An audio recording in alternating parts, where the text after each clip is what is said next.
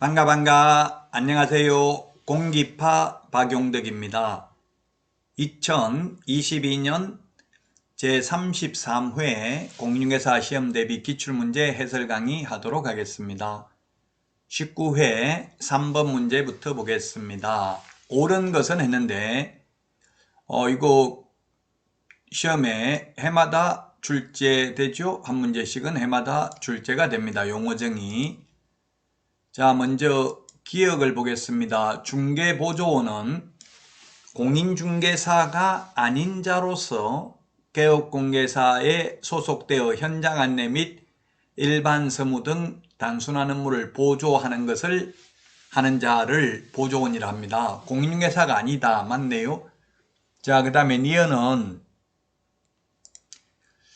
중개계약은 모두 요식계약이다 했는데 불요식, 낙성계약이죠. 특별한 형식을 요하지 않습니다. 요식, 형식을 요한다 이 말이죠. 틀렸습니다. 디귿은 일정한 보수를 받지 않더라도 중개업이 될 수 있다 했는데 중개업은 보수를 다른 사람의 의뢰에 의하여 일정한 보수를 받고 중개를 업으로 하는 게 중개업이죠. 따라서 틀렸습니다. 보수를 안 받으면 중개업이 될 수 없고요.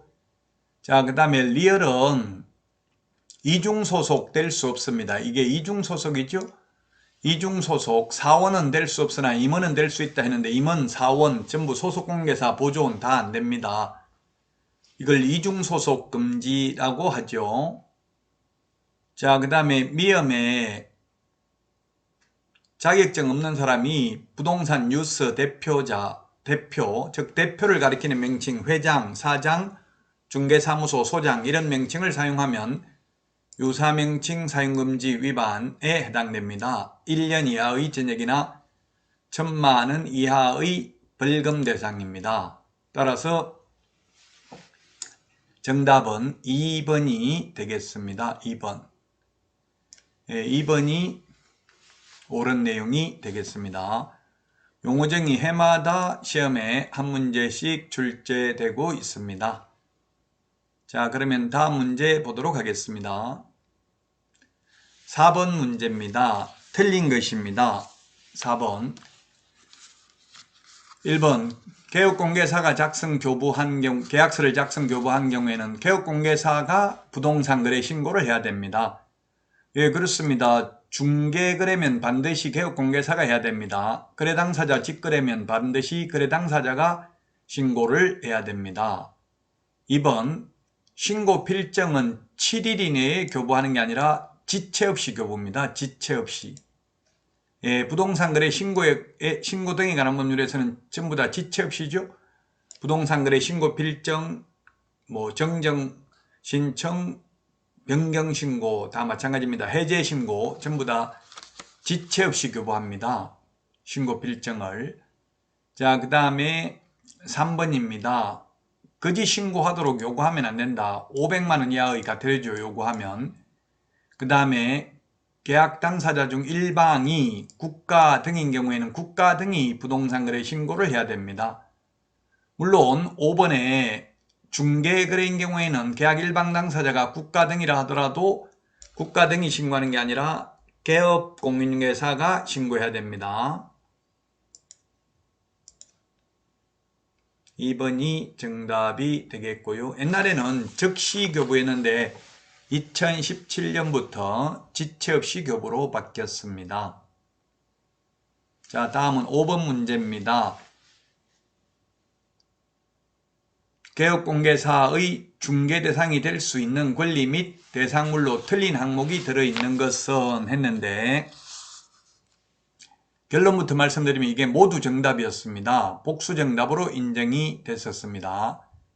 자, 중개사항물이 아닌 것이 들어있는 것, 틀린 항목이 들어있는 것은 했는데 기억에 공유수면 매립토지 이게 논란의 여지가 있습니다. 공유수면은 바다를 매립하면 불법으로 매립하면 중개사항물이 아니고요.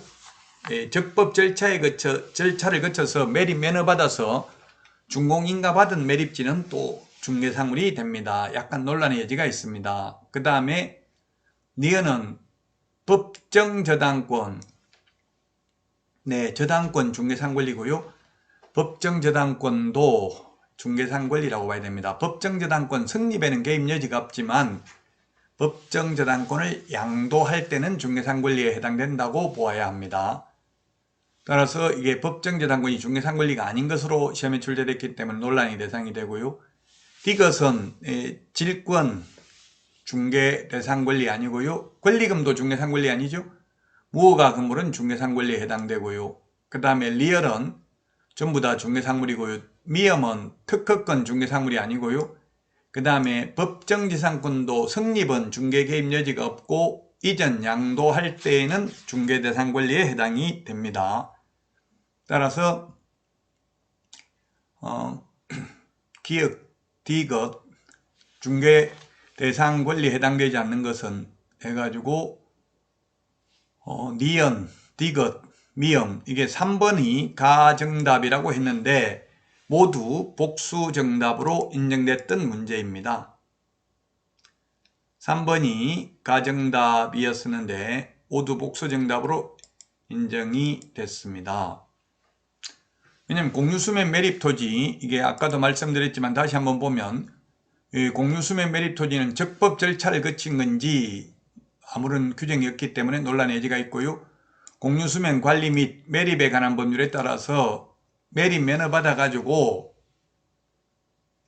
준공검사 확인증을 받은 경우에는 매립 면허 취득자는 매립지의 소유권을 취득한다. 이런 경우 중개상물이 되겠죠.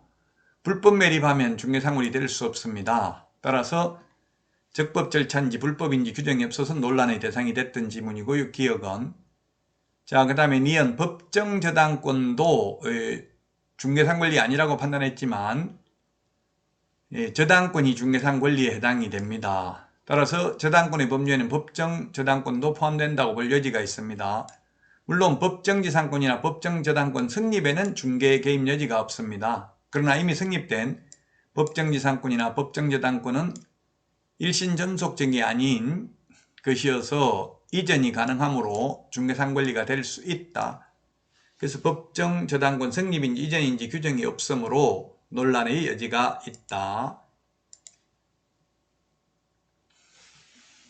자, 그 다음에 디귿 질권은 중개상 권리 아니고요. 미엄 특허권과 같은 무채재산권도 중개상 권리가 아닙니다. 모두 정답으로 인정됐던 문제입니다. 여러분 수고 많으셨습니다. 다음 시간에 찾아뵙겠습니다. 안녕히 계십시오. 안녕.